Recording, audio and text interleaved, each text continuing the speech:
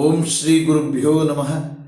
ವಸುದೇವಸುತಂ ದೇವಂ ಕಂಸಚಾಣೂರಮರ್ದನಂ ದೇವಕೀ ಪರಮಾನಂದಂ ಕೃಷ್ಣಂ ವಂದೇ ಜಗದ್ಗುರು. ಪರಾತ್ಪರ YouTube channel ಎಲ್ಲ ವೀಕ್ಷಕರಿಗೆ ಮತ್ತೊಮ್ಮೆ ಸ್ವಾಗತ. ನನ್ನ ಹಿಂದಿನ ವಿಡಿಯೋದಲ್ಲಿ ಶ್ರೀಕೃಷ್ಣ ಅರ್ಜುನನ ಎಲ್ಲ ರೀತಿಯ ಸಂಶಯಗಳನ್ನು ನಿವಾರಣೆ ಮಾಡಿ ಸೂಕ್ತವಾದಂಥ ಬೋಧನೆಯನ್ನು ಮಾಡಿ ಯುದ್ಧಕ್ಕೆ ಸನ್ನದ್ಧನಾಗು ಏಳು ಅಂತ ಶ್ರೀಕೃಷ್ಣ ಅರ್ಜುನನನ್ನು ಎಚ್ಚರಿಸಿದ. ಯುದ್ಧಕ್ಕೆ ಸನ್ನದ್ಧನಾಗುವಂಥ ಕರೆ ಕೊಟ್ಟ. ಈ ದಿನ ಅಲ್ಲಿಗೆ ಜ್ಞಾನಯೋಗ ಅಂತಕ್ಕಂಥ 4ನೆಯ ಅಧ್ಯಾಯ ಮುಕ್ತಾಯ ಆಯಿತು. ಈ ದಿನ 5ನೇ ಅಧ್ಯಾಯವನ್ನು ಪ್ರಾರಂಭ ಮಾಡೋಣ. ಅಥ ಪಂಚಮೋಧ್ಯಾಯ ಕರ್ಮಸನ್ಯಾಸ ಯೋಗ. ಇದು ಕರ್ಮಸನ್ಯಾಸ ಯೋಗ. ಇದನ್ನು ಬರೀ ಸನ್ಯಾಸ ಯೋಗ ಅಂತಲೂ ಕೂಡ ಕರೆದಿದ್ದಾರೆ. ಸನ್ಯಾಸ ಯೋಗ ಅಂದರೆ ಎಲ್ಲವನ್ನೂ ಕೈ ಬಿಡುವಂಥದ್ದು, ತ್ಯಜಿಸುವಂಥದ್ದು. ಯಾವುದನ್ನು? ಕರ್ಮವನ್ನು. ಹಾಗಾಗಿ ಎರಡೂ ಒಂದೇ. ಕರ್ಮ ಸನ್ಯಾಸ ಅಂದರೂ ಒಂದೇ, ಸನ್ಯಾಸ ಯೋಗ ಅಂದರೂ ಒಂದೇ. ಈ ಸನ್ಯಾಸ ಯೋಗದಲ್ಲಿ ಅರ್ಜುನನ ಇನ್ನೊಂದು ಸಂದೇಹವನ್ನು ಶ್ರೀಕೃಷ್ಣನ ಮುಂದೆ ಇಡ್ತಾ ಇದ್ದಾನೆ.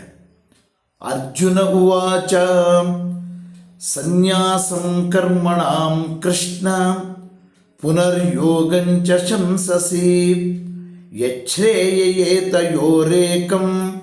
ತನ್ಮೇ ಬ್ರೂಹಿ ಸುನಿಶ್ಚಿತಂ. ಅರ್ಜುನ ಕೇಳ್ತಾ ಇದ್ದಾನೆ ಶ್ರೀಕೃಷ್ಣನನ್ನು, ಶ್ರೀಕೃಷ್ಣ ನೀನು ಕರ್ಮ ಸನ್ಯಾಸವನ್ನು ಹೇಳ್ತಾ ಇದೆಯಾ ಮತ್ತು ಕರ್ಮಯೋಗವನ್ನು ಹೇಳ್ತಾ ಇದೆಯಾ. ಇವೆರಡರಲ್ಲಿ ನನಗೆ ಯಾವುದು ಶ್ರೇಯಸ್ಕರವಾದ್ದು ಅನ್ನೋದನ್ನು ನಿಶ್ಚಯವಾಗಿ ಹೇಳು ಅಂತ ಕೇಳ್ತಾ ಇದ್ದಾನೆ. ನೋಡಿ, ಇಲ್ಲಿ ಸಂದೇಹಗಳು ಹೇಗೆ ಬರ್ತಾ ಇವೆ ಅರ್ಜುನನಿಗೆ. ಕರ್ಮ ಸನ್ಯಾಸ ಅಂತಕ್ಕಂಥದ್ದನ್ನು ಹೇಳ್ತಾ ಇದೆಯಾ ಮತ್ತು ಕರ್ಮಯೋಗವನ್ನು ಹೇಳ್ತಾ ಇದೆಯಾ. ಕರ್ಮಯೋಗ ಅಂದರೆ ಕರ್ಮವನ್ನು ಮಾಡಬೇಕು ಅನ್ನುವಂಥದ್ದನ್ನು ತಿಳಿಸುವಂಥದ್ದು. ಕರ್ಮ ಸನ್ಯಾಸ ಯೋಗ ಅಂದರೆ ಕರ್ಮವನ್ನು ಕೈ ಬಿಡಬೇಕು ಅಂತ ಹೇಳುವಂಥದ್ದು. ಇವೆರಡರಲ್ಲಿ ಯಾವುದು ಶ್ರೇಯಸ್ಸಾದ್ದು ನನಗೆ ಅಂತ ಅರ್ಜುನ ಕೇಳ್ತಾ ಇದ್ದಾನೆ. ಅರ್ಜುನನಿಗೆ ಇಲ್ಲಿ ಇವೆರಡರಲ್ಲಿ ಒಂದು ರೀತಿ ವಿರೋಧಾಭಾಸ ಕಂಡು ಬರ್ತಾ ಇದೆ. ಕರ್ಮಯೋಗ ಮತ್ತು ಕರ್ಮ ಸನ್ಯಾಸ ಯೋಗ ಇವೆರಡರಲ್ಲಿ ವಿರೋಧ ಕಂಡು ಬರ್ತಾ ಇದೆ. ಆದ್ದರಿಂದ ತನಗೆ ಯಾವುದು ಒಳ್ಳೆಯದು ಅನ್ನುವಂಥದ್ದನ್ನು ನಿರ್ಧರಿಸಿ ಹೇಳು ಅಂತೇಳಿ ಶ್ರೀಕೃಷ್ಣನ ಕೇಳ್ತಾ ಇದ್ದಾನೆ. ಆಗ ಶ್ರೀಕೃಷ್ಣ ಮುಂದುವರೆದು ಹೇಳ್ತಾ ಇದ್ದಾನೆ. ಶ್ರೀ ಭಗವಾನುವಾಚ ಸನ್ಯಾಸ ಕರ್ಮ ಯೋಗಶ್ಚ ನಿಶ್ಚೇಯಸಕರಾಬುಭೌ ತಯೋಸ್ತು ಕರ್ಮ ಸನ್ಯಾಸಾತ್ ಕರ್ಮಯೋಗೋ ವಿಶಿಷ್ಯತೆ ಅಂತ ಶ್ರೀಕೃಷ್ಣ ಹೇಳ್ತಾ ಇದ್ದಾನೆ. ಅಂದರೆ ಭಗವಂತ ಹೇಳ್ತಾ ಇರೋದು ಕರ್ಮತ್ಯಾಗ ಮತ್ತು ಕರ್ಮಯೋಗ ಎರಡೂ ಕೂಡ ಶ್ರೇಯಸ್ಸನ್ನು ಉಂಟು ಮಾಡುವಂಥವೇ.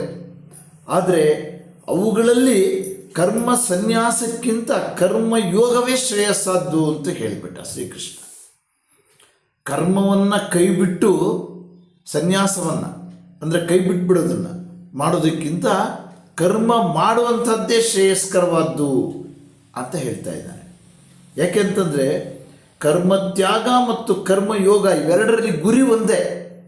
ನಾವು ಕರ್ಮಗಳನ್ನು ಮಾಡುವುದರ ಮೂಲಕ ಭಗವಂತನಿಗೆ ಪ್ರೀತಿಯಾಗಿ ಇರುವಂಥದ್ದು, ಭಗವಂತನಾಗೆ ಪ್ರೀತಿಯಾದಂಥ ಕರ್ಮಗಳನ್ನು ಮಾಡತಕ್ಕಂಥದ್ದು, ಬಹುಜನರಿಗೆ ಅದರಿಂದ ಉಪಯೋಗ ಆಗುವಂಥದ್ದು, ಅಥವಾ ಯಾವುದೇ ಕರ್ಮವನ್ನು ಮಾಡದೆ ಭಗವಂತನನ್ನೇ ಶ್ರೇಯಸ್ಸು, ಭಗವಂತನ ಧ್ಯಾನವೇ ಶ್ರೇಯಸ್ಸು ಅಂಥೇಳಿ ಅದನ್ನು ಮಾತ್ರ ಮಾಡಿಕೊಂಡು ಯಾವ ಕರ್ಮವನ್ನೂ ಮಾಡದೇ ಇರತಕ್ಕಂಥದ್ದು ಅದು ಕಷ್ಟಕರವಾದದ್ದು. ಯಾಕೆಂದರೆ ಕೆಲವರು ಅನೇಕ ಸಲ ಸನ್ಯಾಸ ಯೋಗಕ್ಕೆ ಬಂದು ಆಮೇಲೆ ಕೆಲವು ವರ್ಷದ ಮೇಲೆ ಮತ್ತೆ ಕರ್ಮಗಳನ್ನು ಕೂಡ ಮಾಡೋದಕ್ಕೆ ಪ್ರಾರಂಭ ಮಾಡಿರೋರಿದ್ದಾರೆ.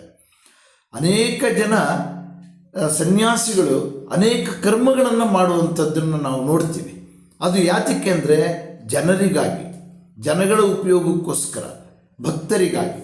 ಆದ್ದರಿಂದ ಇವೆರಡರಲ್ಲಿ ಶ್ರೇಯಸ್ಕರವಾದ್ದು ಕರ್ಮಯೋಗವೇ.